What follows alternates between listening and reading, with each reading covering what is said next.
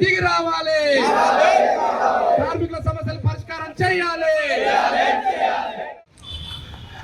మేడ్చల్ జిల్లా బాలనగర్ పారిశ్రామిక ప్రాంతంలో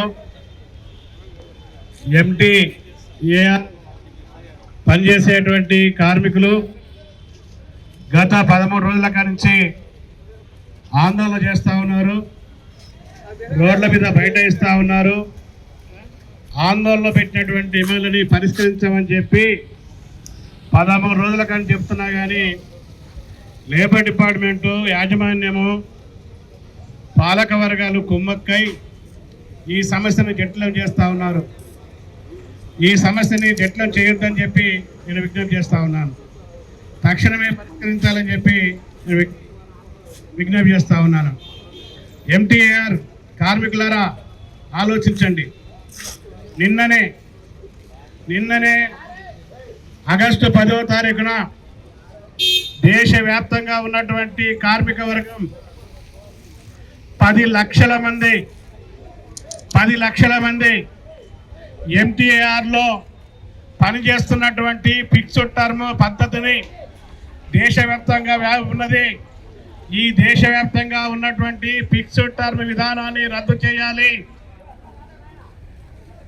ఏ ఎంటీఏఆర్లో పనిచేసేటువంటి కార్మికుల్లాగానే దేశంలో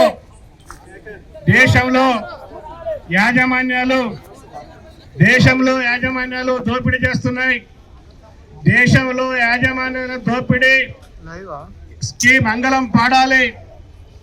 ఎంటీఆర్ లాగానే దేశంలో అనేక కంపెనీల్లో ఓటీ చేపించుకొని సింగిల్ ఓటీ ఇస్తున్నారు. చట్ట వ్యతిరేకంగా వివరించేటువంటి ఎంటీఆర్ యాజమాన్యం లాంటి అనేక మంది యాజమాన్యాలారా మీ డొక్క చీల్చి డోలు కడతాం జాగ్రత్త అని చెప్పి 10 లక్షల మంది దేశవ్యాప్తంగా నిన్ననే జైలు బరో కార్యక్రమం నిర్వహించినటువంటి విషయాన్ని ఎంటీఆర్ఏ కార్మికులందరూ గమనించాలని చెప్పి విజ్ఞప్తి చేస్తా ఉన్నాను. ఆ కార్మికులు సిఐటి సంఘంలో ఉన్నా లేకపోయినా, సిఐటి సభ్యులు అయినా కాకపోయినా వాళ్ళ కోసం ఈ జెండా కొట్లాడుతుందని చెప్పి సందర్భంగా మీకు తెలియజేస్తా ఉన్నాను. దానికి ఉదాహరణ మీరెవరో మాకు తెలియదు, మీకు పరిచయాలే లేవు. కానీ మీరు రోడ్డు మీద కూర్చున్నటువంటి ఫోటోని పేపర్లో చూసి వాట్సాప్లో చూసి మేము వచ్చాం. మీరు 2 రోజులు మీరు సింగిల్గా ఆందోళన చేశారు. 13 రోజుల్లో 11 రోజులు మీరెట్టయితే రోడ్డు మీద ఉన్నారో మేము కూడా అట్టే రోడ్డు మీద ఉన్నామనేటువంటి విషయాన్ని మీరు గమనించాలని చెప్పి నేను మీ అందరికీ విజ్ఞప్తి చేస్తూ ఉన్నాను.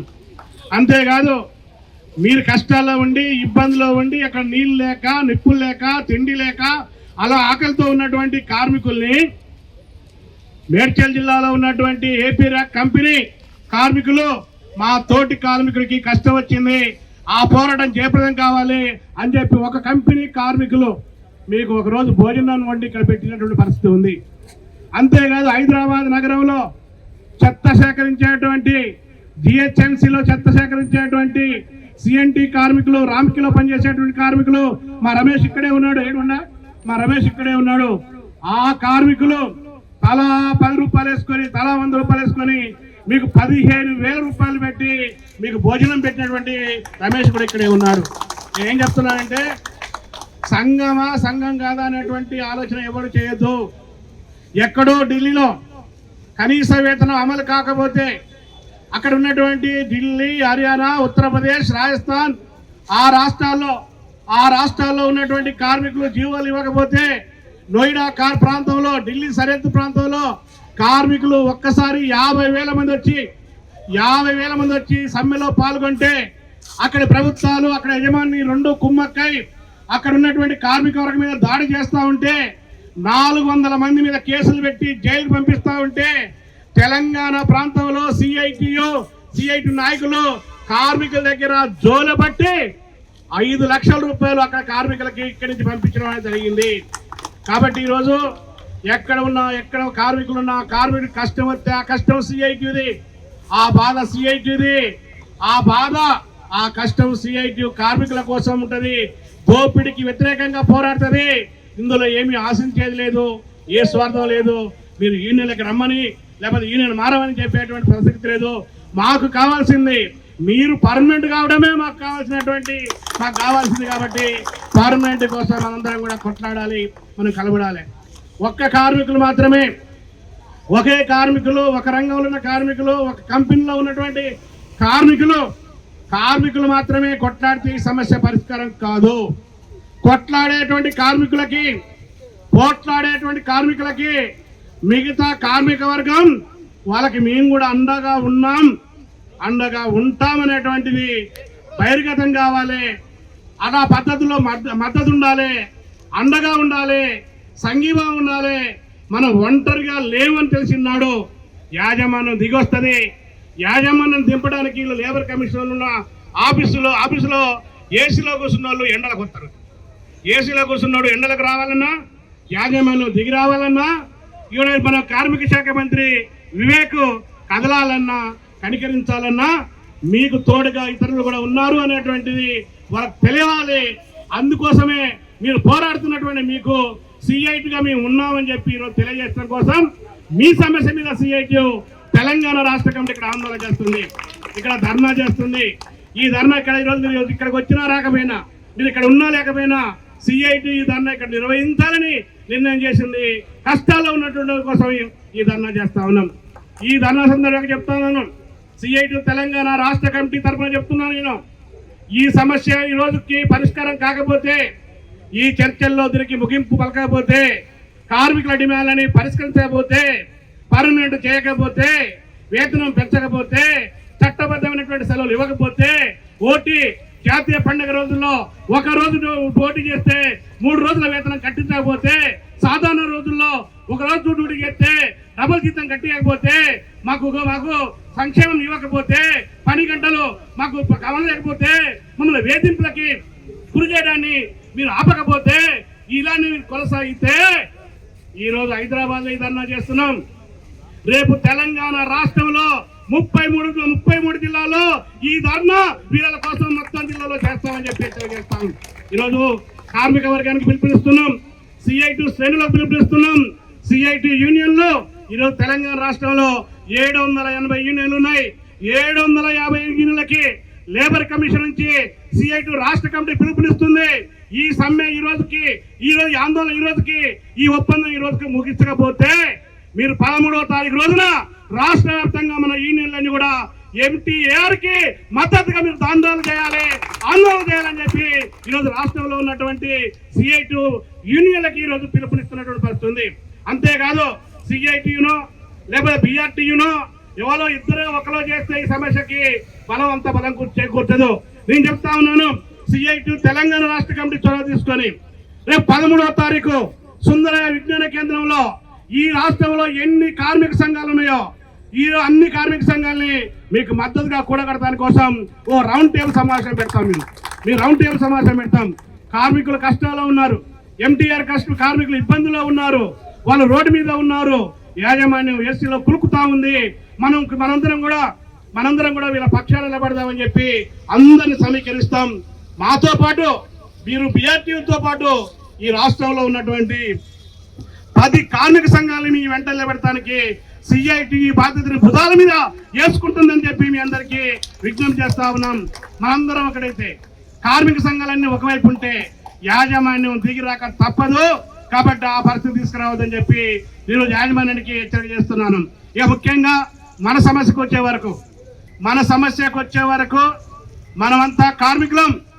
మనకి కులం లేదు, మనకి మతం లేదు, మనకి ప్రాంతం లేదు, మనకి భాష లేదు, మనలో ఇతర విభేదాలు ఏమి లేవు, ఉండవద్దు.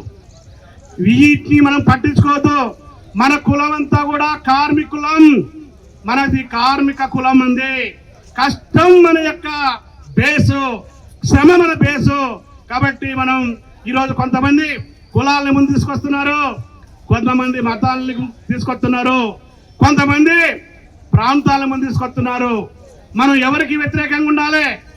మనం ఎవరికి వ్యతిరేకంగా ఉండాలంటే సమ్మె విచ్ఛిన్నకులు, స్ట్రైక్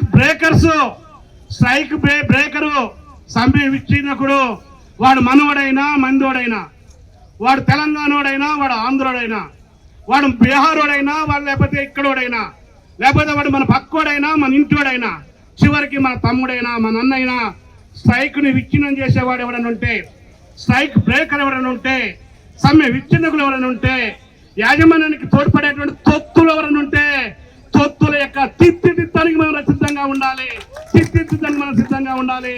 కాబట్టి మనంతా కూడా కార్మిక ఐక్యతని ప్రదర్శించాలి. ఆ ఐక్యతతోనే మన సమస్య పరిష్కరించబడుతుంది. కాబట్టి ఇక్కడ ఉన్నటువంటి లేబర్ కమిషనర్ గారు చెప్తా ఉన్నాను, మీ కార్మిక శాఖ బోర్డు ఉందా మారిందా? అంజయ్ భవన్ ఈ బోర్డు ఇప్పటిదాకా కార్మిక శాఖ అని చెప్పి మనం అనుకుంటున్నాం. ఈ కార్మిక శాఖ పేరు మార్చేశారు. ఇది లేబర్ డిపార్ట్మెంట్ కాదు. ఇప్పుడు ఇది కార్మిక శాఖ కార్యాలయం కాదు, ఇది శక్తి కార్యాలయం అట. ఇది పేరు శక్తి అట. ఈ ఆఫీస్ పేరు శక్తి అట. ఏ శక్తి?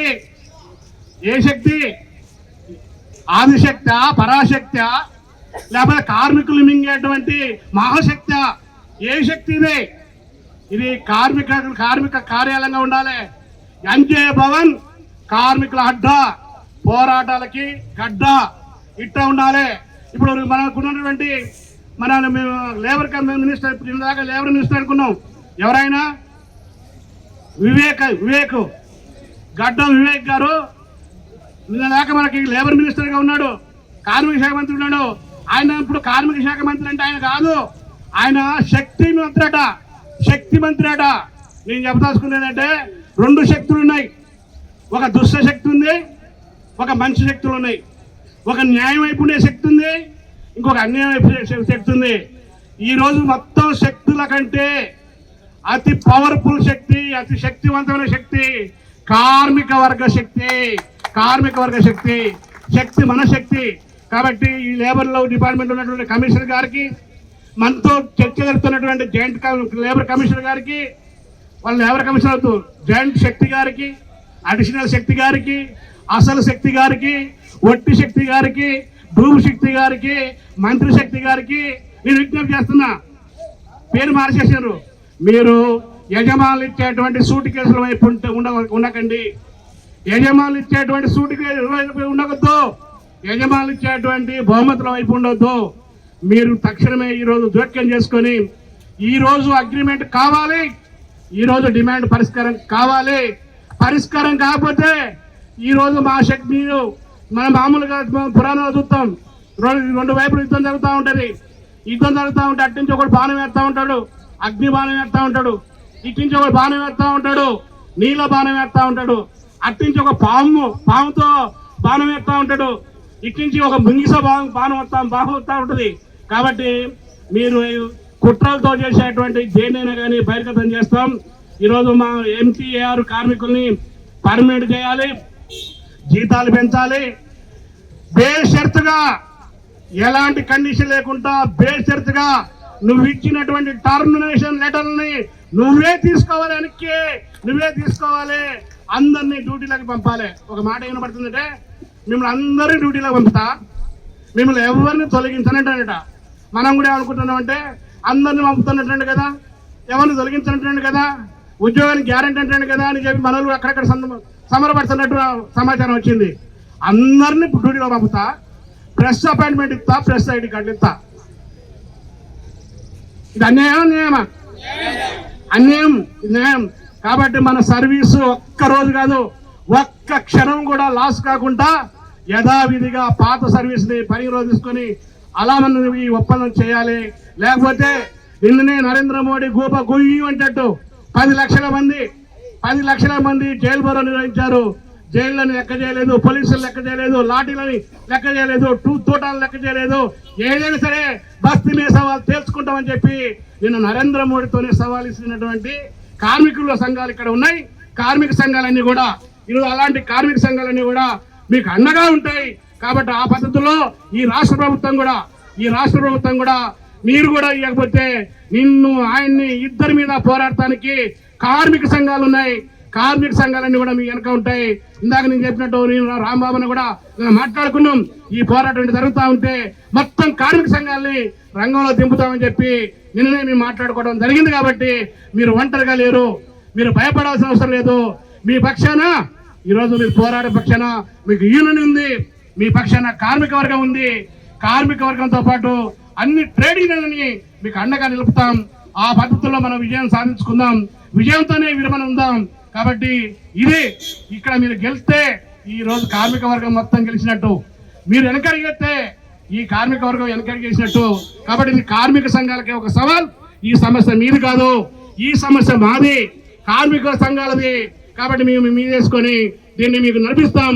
ఈ పోరాట విజయవంతం వరకు CI2 మేడ్చల్ జిల్లా కమిటీ రాష్ట్ర కేంద్రం నుంచి ఇప్పటికే సహకారం అందిస్తున్నటువంటి రమేష్ గారు, అదేవిధంగా ఇక్కడ ఉన్నటువంటి యూనియన్ నాయకులందరూ కూడా మీ తోడు ఉంటాం, మీకు నీడగా ఉంటాం, మీకు అండగా ఉంటాం, మీతో ఉంటాం. ఒకవేళ వాడు ఏమన్నా కేసులు పెడితే, లాఠీ చార్జ్ చేస్తే, దెబ్బలు తింటే మొదటి దెబ్బ మేము మా మీద వేసుకుంటాం, మొదటి దెబ్బ మేము తింటాం తప్ప మీ మీద పడనీయకుండా కాపాడుకుంటాం. కడుపులో పెట్టుకొని ఇప్పటిదాకా కార్మిక వర్గాన్ని కాపాడేటువంటి చరిత్ర కార్మిక సంఘాలకు ఉంది. మిమ్మల్ని కూడా ఆ పద్ధతి చూస్తాం. కాబట్టి విజయం వచ్చే వరకు దీన్ని ఇవ్వాలి.